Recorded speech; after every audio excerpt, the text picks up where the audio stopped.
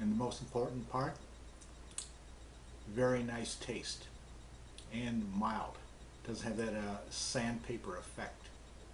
So I was watching Hawaii 5-0, and it made me think of a story I have to tell about 1963.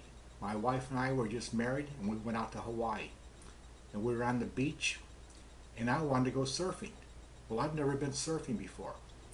So I went up to the stand where they were renting surfboards, and I said, hey, I want to rent one of these surfboards. He said, you've been surfing before? No. He said, okay, well, we'll still rent you one. And he gave me the board. At that time, these boards were about 10 feet high. And I thought I was just going to pick it up in my arm and carry it out into the water. Well, I could not pick this board up. I had to drag it by the tail end out to the water. And I saw people surfing way out and catching waves. So I wanted to go out where they were. So I laid on the board. No way could I stand up on the board. I must have been crazy.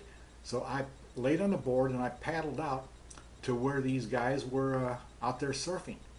And I'm waiting for a big wave just like they are. Well, I finally catch a wave.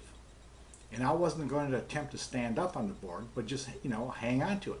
Well, this wave hit me. And it took the board and it just flew right out of my arms. The board's gone. I'm in the water. Okay? So I'm going to start swimming back to shore. But the waves are pounding me down into the water. And then I'm in the foam and I finally come up and try to catch my breath, and another wave pushes my head under. Well, I went through 3 or 4 times of this not being able to catch my breath, coming up, and the waves pushed me back down.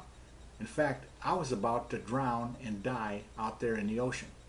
And all of a sudden, a guy comes up with my surfboard. And I don't know who he was.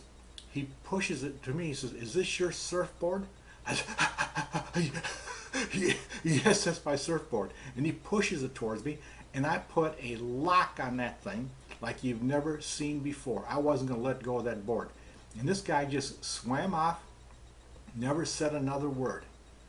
And I just slowly paddled towards the shore and got back on the shore. And you know what? I almost died out there in that ocean through stupidity of not knowing how dangerous the waves were.